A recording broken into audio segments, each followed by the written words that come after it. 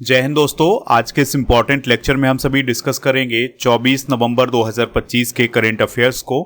तो आप इस पूरे लेक्चर को बहुत ही ध्यान से लास्ट तक जरूर देखिएगा। लास्ट में आपसे एक क्वेश्चन पूछा जाएगा जिसका आंसर कमेंट बॉक्स में बताना है। तो आज का पहला और इम्पॉर्टेंट क्वेश्चन है, G20 शिखर सम्मेलन 2025 कहाँ आयोजित किया गया है? आंसर हो जाएगा जोहानसबर्ग में। तो साउथ अफ्रीका के जोहानसबर्ग में G20 शिखर सम्मेलन 2025 का आयोजन किया गया है।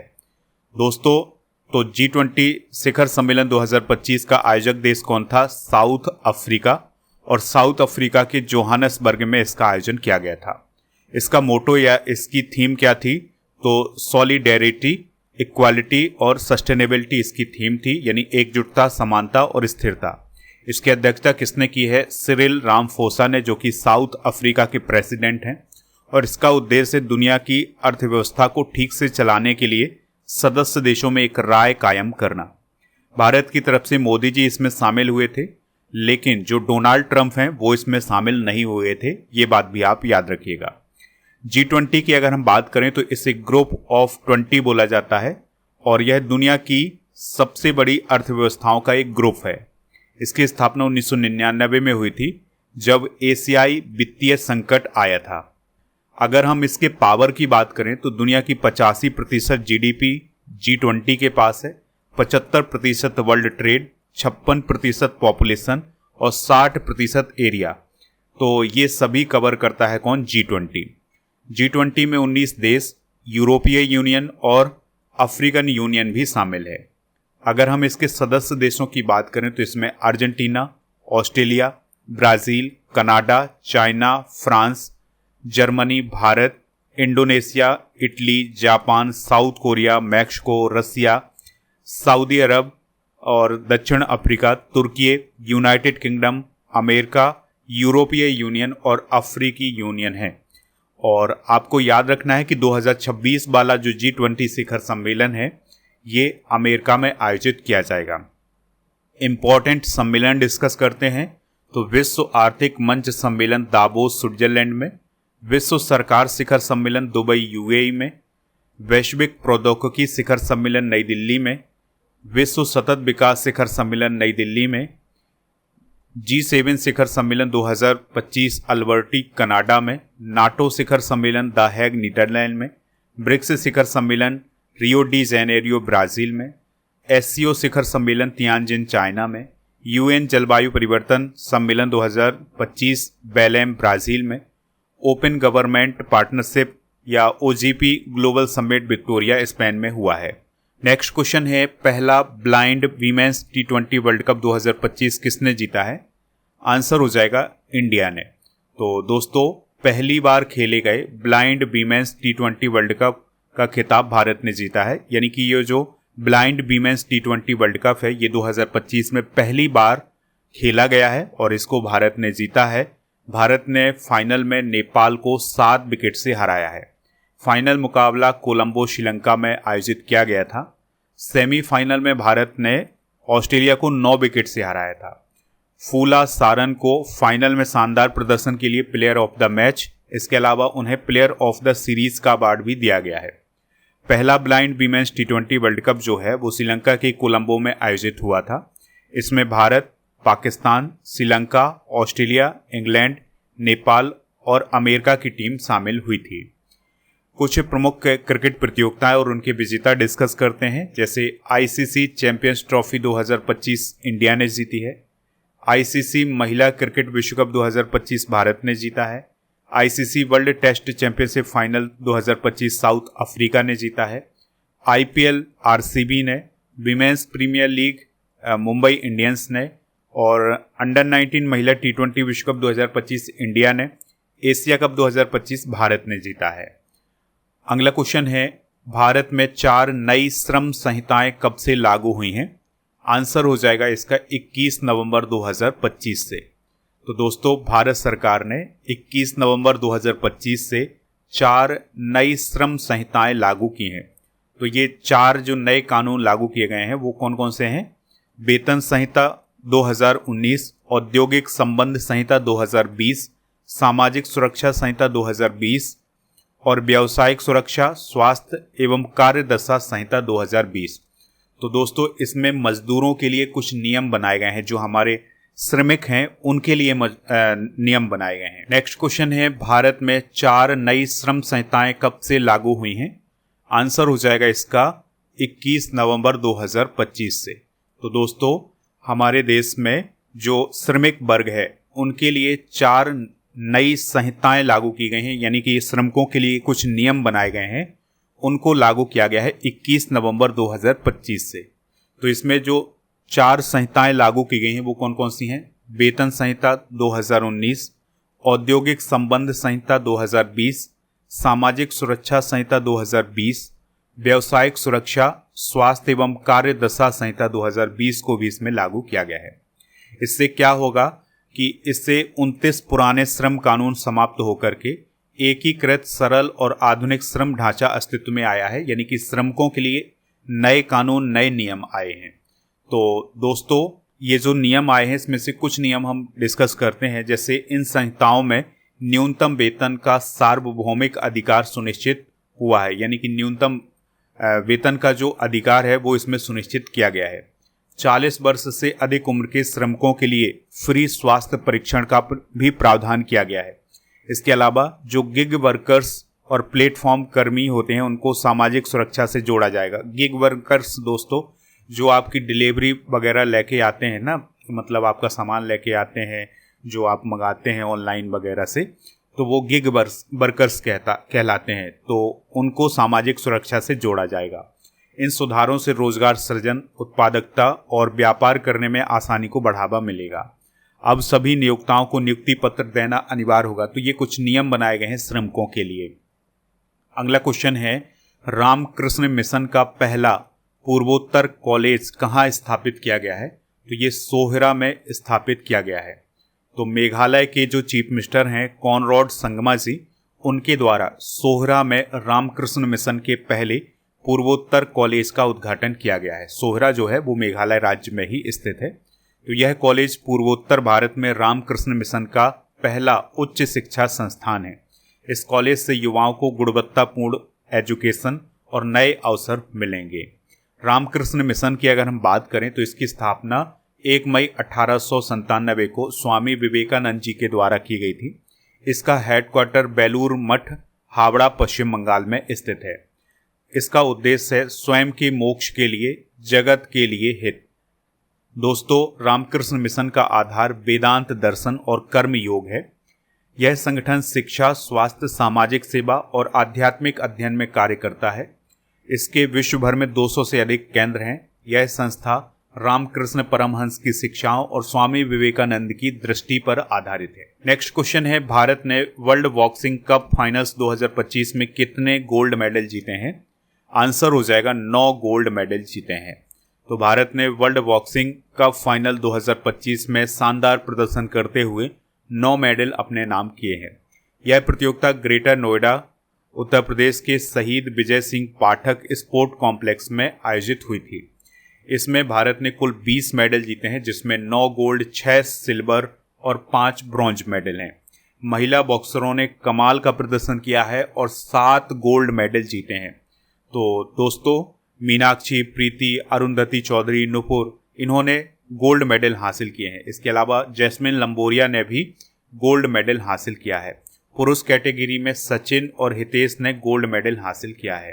नेक्स्ट क्वेश्चन है, देश का पहला इंडस्ट्री मेड PSLV किसने तैयार किया है?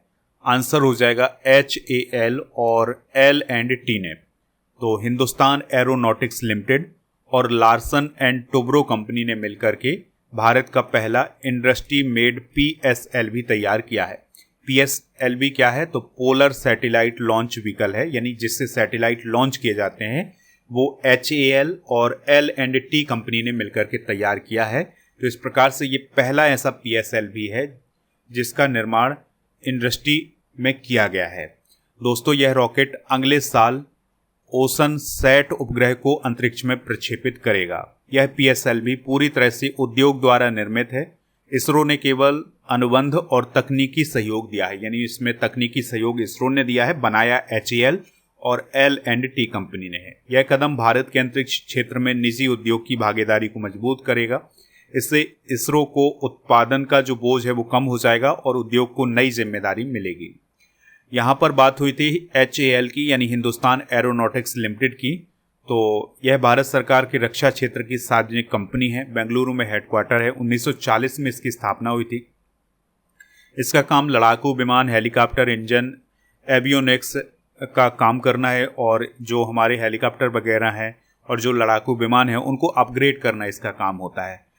तेजस, ध्रुव, रुद्र, लाइट कॉम्बैट हेलीकॉप्टर ये सभी HAL के द्वारा बनाए जाते हैं। 2024 में इसे महारत्न का दर्जा भी दिया गया था। अगला क्वेश्चन है NCC यानी नेशनल कैडेट कोर ने 23 नवंबर 2025 को अपना कौन सा स्थापना दिवस मनाया है? तो 78वां स्थापना दिवस मनाया है। ठीक है, तो 23 नवंबर 2025 को NCC का 78वां स्थापना दिवस मनाया गया है। इसकी स्थापना 1948 में की गई थी और इसका उद्देश्य है युवाओं में अनुशासन, नेतृत्व और राष्ट्रभक्ति की भावना विकसित करना। वर्तमान में इसके महानिदेशक या DG कौन है? बीरेंद्र वत्स। यहाँ पर आप उन्हें देख सकते हैं।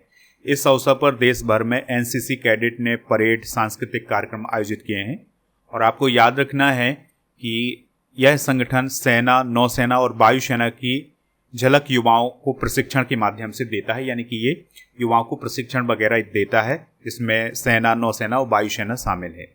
अगला क्वेश्चन है ऑस्ट्रेलियन ओपन सुपर 500 का खिताब किसने जीता है? आंसर हो जाएगा लक्ष्य सेन ने। तो भारतीय शटलर या भारतीय बैडमिंटन खिलाड़ी लक्ष्य सेन ने ऑस्ट्रेलियन ओपन सुपर 500 का खिताब हाल ही में जीता है। उन्होंने जापान के यूसी तनाका को हराया है। यह उनके करियर का 6वां WWF वर्ल्ड टूर खिताब है। लक्ष्य सेन की अगर हम बात करें तो यह भारत के प्रसिद्ध बैडमिंटन खिलाड़ी हैं जिनका जन्म अल्मोड़ा, उत्तराखंड में हुआ है। उन्होंने 2021 विश्व बैडमिंटन चैंपियनशिप में ब्रॉन्ज मेडल हासिल किया था। पेरिस ओलंपिक 2024 के अंदर पुरुष एकल सेमीफाइनल तक पहुंचे थे और चौथे स्थान पर रहे थे।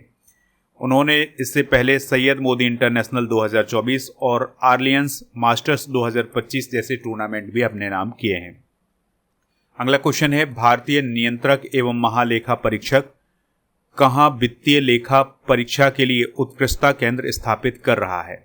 आंसर हो जाएगा हैदराबाद में। तो दोस्तों, जो भारतीय नियंत्रक एवं महालेखा परीक्षक या जो CAG होता है वो हैदराबाद में वित्तीय लेखा परीक्षा के लिए एक उत्कृष्टता केंद्र स्थापित कर रहा है। इस सेंटर का नाम होगा centre of excellence for financial audit. इसका उद्देश्य ऑडिट प्रक्रियाओं को आधुनिक बनाना है। यह केंद्र पेशेवर कौशल को बढ़ाने में मदद करता है।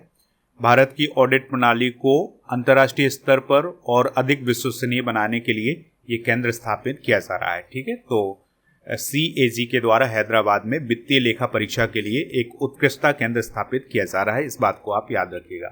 CAG भारत की एक संवैधानिक संस्था है। वर्तमान में भारत के नियंत्रक एवं महालेखा परीक्षक यानी CAG कौन है? K संजय मूर्ति।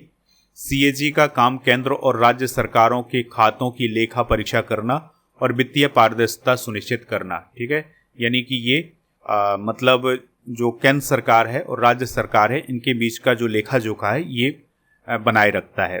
CAG को भारतीय संविधान के अनुच्छेद 148 से 151 तक वर्णित किया गया है, यानी इसका वर्णन 148 से 151 तक है। CAG की नियुक्ति भारत के राष्ट्रपति के द्वारा की जाती है। CAG को गार्जियन ऑफ पब्लिक पर्स यानी जनता के धन का संरक्षक भी कहा जाता है। अगला क्वेश्चन है national one health mission assembly 2025 का आयोजन कहाँ किया गया है? तो नई दिल्ली में national one health mission assembly 2025 का आयोजन किया गया है 20 और 21 नवंबर को। इसकी थीम थी one earth, one health, one future. सम्मेलन का उद्देश्य था मानव, पशु और पर्यावरण स्वास्थ्य को एकीकृत महामारी तैयारी को मजबूत करना। तो इस प्रकार से दोस्तों हमने आज के करंट अफेयर्स को डिस्कस कर लिया है। आप स्टडी करके ऐप को इंस्टॉल कर लें तो यहाँ पर टेस्ट सीरीज वाला ऑप्शन मिलेगा। तो टेस्ट सीरीज वाले ऑप्शन पर 12 महीने के करंट अफेयर्स की टेस्ट सीरीज, 10,000 से अधिक टॉपिक बाय GK GS की टेस्ट सीरीज और computer special test series, daily current affairs का टेस्ट और करंट अफेयर्स का मॉक टेस्ट आपको ऐप पर मिलेगा। तो इन सभी को आप प्राप्त कर सकते हैं। लास्ट 6 मंथ के करंट अफेयर्स की ebook, monthly current affairs की ebook, yearly current affairs की ई बुक आपको यहाँ पर मिल जाएगी। तो ये सभी आप प्राप्त कर सकते हैं। राजा गुप्ता सर का जो अर्जुन जीएस फाउंडेशन बैच है उसको भी आप ज्वाइन कर सकते हैं। इसके लिए आपको कूपन कोड यूज करना है NOV600। मध्य प्रदेश पुलिस भर्ती आई है, इसके लिए भी बैच लॉन्च किया गया है ऐप पर, तो इसको प्राप्त कर लें। GKGS foundation complete online batch आपको ऐप पर मिलेगा, तो इसको भी प्राप्त कर सकते हैं। चलिए कल के करेंट अफेयर्स को एक बार रिवाइज करते हैं। तो भारत का पहला जैन जी थीम आधारित डाकघर कहाँ शुरू किया गया है? तो दिल्ली IIT कैंपस में। भारतीय वायुसेना का तेजस फाइटर जेट किस एयर शो में क्रैश हुआ है? दुबई। भारत का पहला राज्य स्तरीय समर्पित न्यायालय कक्ष किस राज्य में शुरू किया गया? पंजाब। नीरज मित्तल को किस मंत्रालय का नया सचिव नियुक्त किया गया है? पेट्रोलियम एवं प्राकृतिक गैस मंत्रालय। गूगल ने अमेरिका के बाहर अपना सबसे बड़ा AI हार्डवेयर केंद्र कहाँ खोला है? ताइवान। मिस यूनिवर्स 2025 का टाइटल किसने जीता है? फातिमा बोस। और COP31 की मेजबानी किस देश को मिली है? टर्की। सेशेल्स को किस संगठन का पूर्ण सदस्य बनाया गया है? कोलंबो सुरक्षा सम्मेलन। भारत में अपना पहला पूर्ण सेवा टेस्ला केंद्र कहाँ खोला जाएगा? गुरुग्राम। 56वां भारतीय अंतर्राष्ट्रीय फिल्म महोत्सव यानी IFFI 2025 कहाँ आयोजित हो रहा है? गोवा में। दोस्तों, आज के जनरल नॉलेज के पिटारे में जीव विज्ञान की विभिन्न शाखाओं के जनक डिस्कस करेंगे। जैसे जंतु विज्ञान के जनक हैं अरस्तु, भारतीय पारिस्थितिकी के रामदेव मिश्रा, वनस्पति विज्ञान के थियोफ्रेट्स, सूक्ष्म जीव विज्ञान के लुई पाश्चर, रुधिर वर्ग यानी ब्लड ग्रुप के कार्ल लैंड स्टीनर, अनुवांशिकी के ग्रेगर जॉन मेंडल और जीवाणु विज्ञान के रॉबर्ट कोच, कोशिका विज्ञान यानी साइटोलॉजी के रॉबर्ट हुक, भारतीय शैवाल विज्ञान के MOP अयंगर और रुधिर परिसंचरण तंत्र के विलियम हार्वे। कल के करंट अफेयर्स में आपसे जो क्वेश्चन पूछा गया था उसका आंसर था मध्य प्रदेश, तो लगभग सभी लोगों ने इसका आंसर मध्य प्रदेश बताया हुआ है। आज आपके लिए क्वेश्चन है, मोहन चरण मांझी किस राज्य के CM हैं? जो भी इसका राइट आंसर हो कमेंट बॉक्स में जरूर बताएं। स्टडी करके ऐप को इंस्टॉल कर लें, तो यहाँ पर आपको बहुत सारी ई बुक PDF सभी मिल जाएगा। टेलीग्राम चैनल को ज्वाइन कर लें जिसका नाम है स्टडी कर ऑफिशियल। और दोस्तों, ऐप पर आपको टेस्ट पास वाले ऑप्शन पर डेली करंट अफेयर्स का टेस्ट और यहाँ पर आपको 4000 से अधिक टेस्ट मिलेंगे 1 साल की वैलिडिटी के साथ।